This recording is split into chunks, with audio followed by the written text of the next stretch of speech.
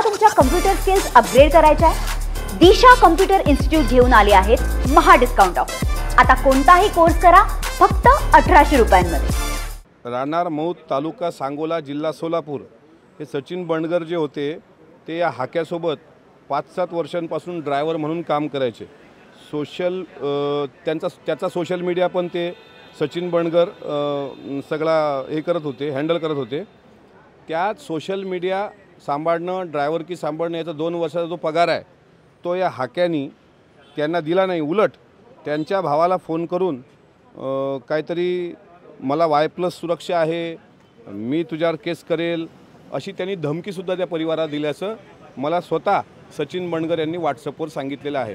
तो जो स्क्रीनशॉट होता तो मी काल व्हॉट्सअपला टाकला। आणि या हाक्याचा काही एक कारनामा नाही, ही आता सुरुवात आहे। असे अनेक मेसेजेस मला आहेत, मी तो माझ्या एकाही प्रश्नाची नीट उत्तरं देत नाही आहे। कालही जालन्यामध्ये त्यानं पत्रकार परिषद घेतली, त्याच्यानंतर त्याच्यासोबत असणारी लोकं जी होती त्यांनी मला फोन करून सांगितलं की हा वैयक्तिक फार वैफल्यग्रस्त झाला आहे, हा आता जरा जास्त प्यायला लागला आहे। ठीक आहे, त्याचा जो वैयक्तिक प्रश्न आहे त्यांनी आंघोळ करावी, दारूनी आमचं काही म्हणणं नाही, पण आता त्यांनी प्रश्नाची उत्तरं द्यावी की वंचित बहुजन आघाडीच्या स्टार प्रचारकामध्ये 12व्या नंबरला वंचित बहुजन आघाडीचे सर्वेसर्वा बाळासाहेब आंबेडकर यांनी त्याला संधी दिली होती OBCला निवडून आणण्यासंदर्भात। तो प्रचार प्रमुख दिसतोय वंचित बहुजन आघाडीमध्ये, प्रचार करत होता आणि सांगतोय खुल्लं मी समर्थन दिलं होतं देवेंद्रजींना। त्याच्यानंतर प्रताप पाटील चिखलीकर हे आमचे उमेदवार होते लोहा कंधार विधानसभा मतदारसंघाचे महायुतीचे, त्यांचे विरुद्ध त्यांनी म्हणजे महायुतीच्याच विरुद्ध षडयंत्र केलं।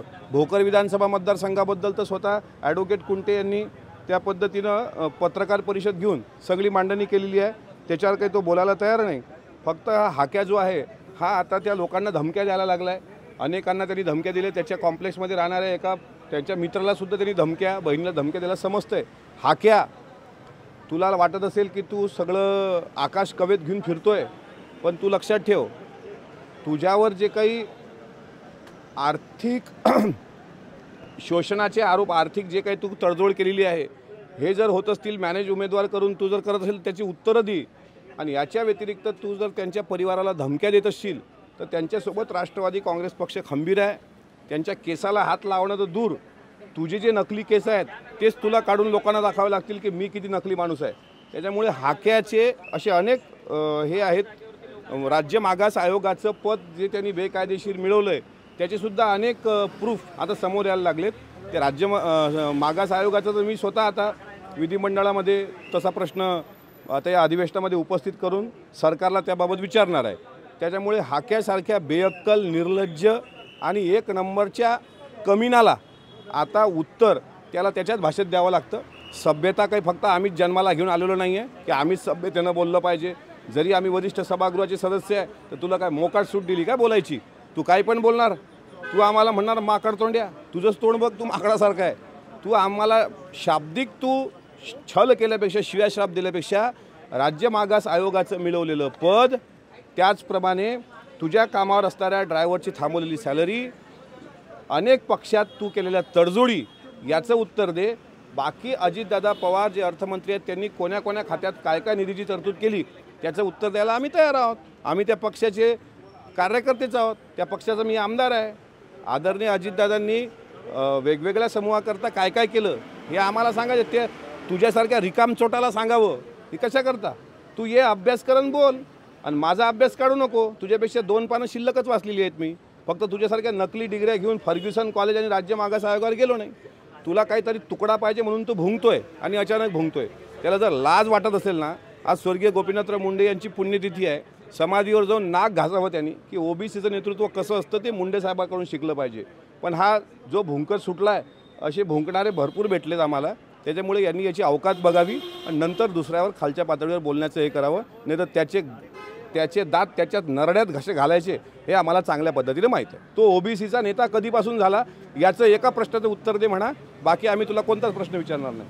दुसरीकडे संजय राऊत यांनी गिरीश महाजन यांच्यावर खालच्या शब्दात टीका केलेली आहे। त्यांनी म्हटलेलं आहे की पक्ष फोडण्यासाठी गिरीश महाजन हे दलाल अनेक ठेवण्यात आलेले आहेत। असं आहे की शेवटी ज्यावेळेस आम्ही काही असे शब्द वापरतो त्यावेळेस आमचेच विरोधक म्हणतात की विधिमंडळाची एक गरिमा आहे, या पदावर असणाऱ्या लोकांनी अशा शब्दाचा वापर करू नये। लोकसभा आणि राज्यसभेची सुद्धा गरिमा आहे, त्यांनीसुद्धा अशा शब्दाचा प्रयोग करू नये. जर तुम्ही संपादक आहात तर अशा शब्दाचे प्रयोग अपेक्षित नाहीत आणि शेवटी तुमचं अनुकरण सगळे करत असतात. त्याच्यामुळे त्यांनी काय म्हणावं महाजन साहेबांना, तर ते मला असं वाटते त्यावर गिरीश महाजनच अधिक चांगल्या पद्धतीने उत्तर देतील.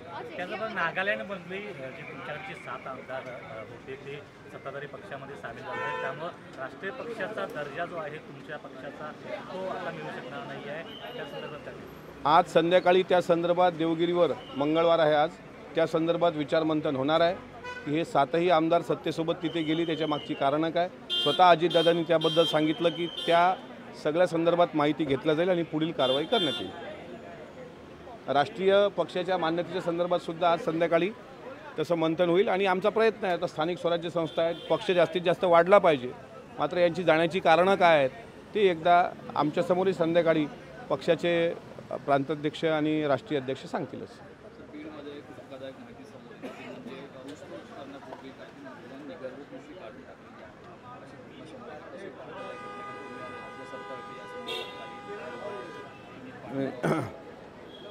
ही जी काही बाब आहे ती अत्यंत वेदनादायकच आहे, पण त्याबाबत सविस्तर माहिती घेऊन सन्माननीय आरोग्यमंत्री जे आहेत राज्याचे त्यांच्याशीच बोलावं लागेल आणि असे प्रकार जर काय म्हणता येईल त्याला आरोग्याच्या दृष्टीनं हानिकारक आहेत अशा प्रकारे जर काही होत असेल तर त्यावर नक्कीच राज्य सरकार आजच्या कॅबिनेटमध्ये काय त्यावर चर्चा होते त्यावर ते अवलंबून राहील. इंडिया आघाडीची आज बैठक आहे आणि या बैठकीला शरद पवार गटाकडून कोणीही जाणार नसल्याची माहिती मिळत आहे. असा आहे तो त्यांचा प्रश्न आहे, त्यांची बैठक त्यांनी जावं न जावं तो त्यांचा प्रश्न आहे. आमच्या महायुतीची बैठकीसंदर्भात जर प्रश्न असला तर मी सांगेल की महायुतीच्या बैठकीमध्ये राष्ट्रवादी काँग्रेस पक्षाने गेलं पाहिजे. महिला आयोगाच्या निष्क्रिय कारभाराबद्दल महिला नेत्या, खास करून ज्या नव्याच्या महिला नेत्या आहेत त्या आज राज्यपालांना भेटत आहेत. वारंवार महिला आयोगाच्या कामाविषयीची शंका उपस्थित केली जाते.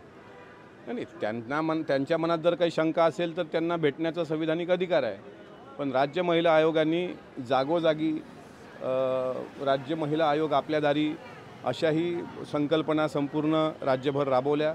रुपालीताई चाकणकरांनी त्या पद्धतीनं त्या पदाला प्रामाणिकपणे न्याय देण्याचा प्रयत्न केला आहे. मात्र या सगळ्या राज्य महिला आयोगाच्या एकंदरीत अलीकडच्या घडामोडींमध्ये केवळ आणि केवळ विरोधातली लोक फक्त विरोध करून स्वतः रुपालीताई चाकणकर, मला असं वाटतं राज्य महिला आयोग एकीकडे राहतं आणि त्या रुपालीताई चाकणकरांना ज्या पद्धतीनं ट्रोल केलं जातं, ज्या पद्धतीनं त्यांच्याबद्दल बोललं जातं, हे कुठलाही संवेदनशील व्यक्ती जो महाराष्ट्राला शिवशाहू फुले बाबासाहेब अहिल्याबाई होळकर यांचा वारसा आपण सांगतो तो मान्य करणार नाही. त्यामुळे ज्यांना जायचं आहे त्यांनी जावं, पण त्यांचं काम त्या चोख पद्धतीनं पार पाडत आहेत एवढं मात्र नक्की.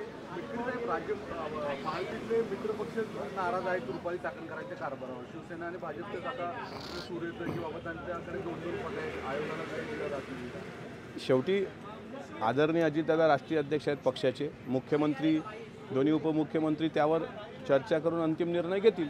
पण तुर्तास तरी राज्य महिला आयोगात रुपालीताई चाकणकर सक्षमपणे काम करतात. आता विरोधकांनी मित्रपक्षांनी काय विरोध करावा हा त्यांचा प्रश्न आहे, मी त्यावर काही फारसं बोलू इच्छित नाही. पण जाणीवपूर्वक फक्त रुपालीताई चाकणकरच का टार्गेट करताय हाच माझा त्यांना प्रश्न. पण सत्ताधाऱ्यांकडूनच टार्गेट होतोय, कारण निलमताई गोरेने देखील आज बैठक त्या संदर्भात. असं आहे, निलमताईंनी घ्यावी बैठक, त्यांना अधिकार आहे.